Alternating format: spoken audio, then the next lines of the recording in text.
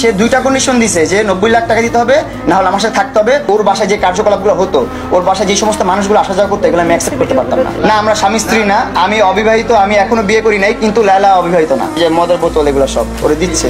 So ভালো থাকো, সুস্থ থাকো, আর আমার ক্ষতি করার চেষ্টা করো না, কারণ সবসময় সত্যের জয় হয়, মিথ্যার কখনো জয় হয় না।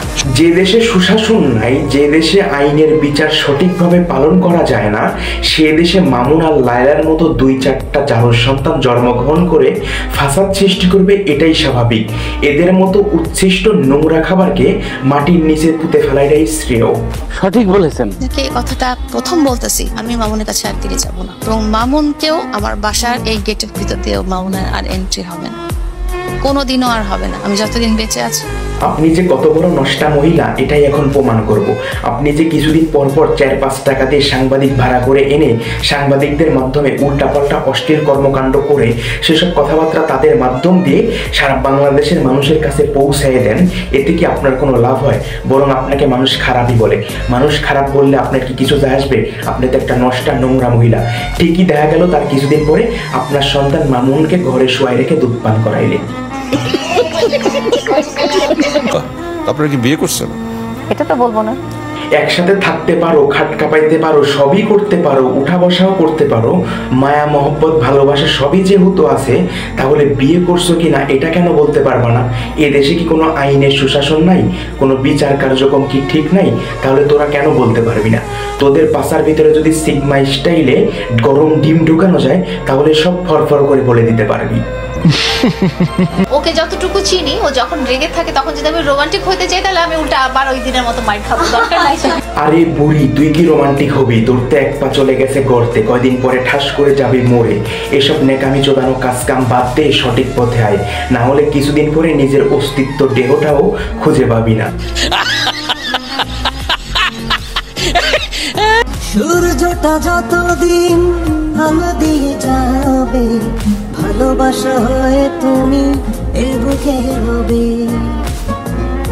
এই ভিডিওটা দেখে মনে হচ্ছে সন্তান দুষ্টামি করতেছে, আর মা পাশে দাঁড়িয়ে থেকে সেই সন্তানের দুষ্টামি করা দেখে মনটাকে সান্ত্বনা দিচ্ছে।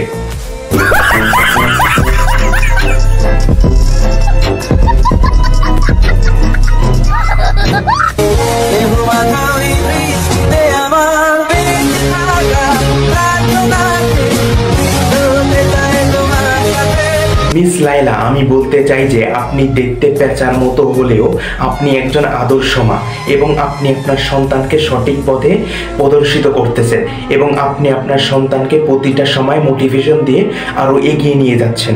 এটা একটা আদর্শ মায়ের সংগ্রামী চেতনা।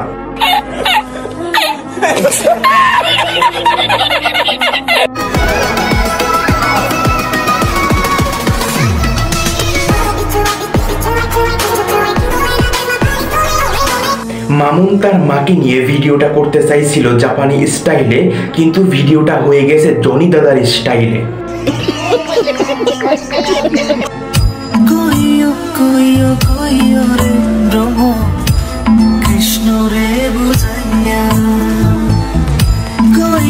লজ্জা পেয়ে বুড়ি মার্কা ফেসটা ঢাকার কিছুই নাই, সবাই তো জানে আপনারা মা ছেলে। যে তোমাকে ফ্রম দ্য হার্ট, অন্তরের ভেতর থেকে ভালোবাসে, যে তোমাকে আসলেই ভালোবাসে, সে তোমার সাথে একসাথে সারা জীবন থাকার জন্য যা যা করা দরকার সে সবকিছু। মামুন সন্তান হিসাবে খুবই গর্ভবতী, কারণ তার মা 1 ঘন্টার বিনিময়ে ইমো ফ্রিল্যান্সিং করে এত হাজার হাজার টাকা কামাই করছে কয়েক বছরে।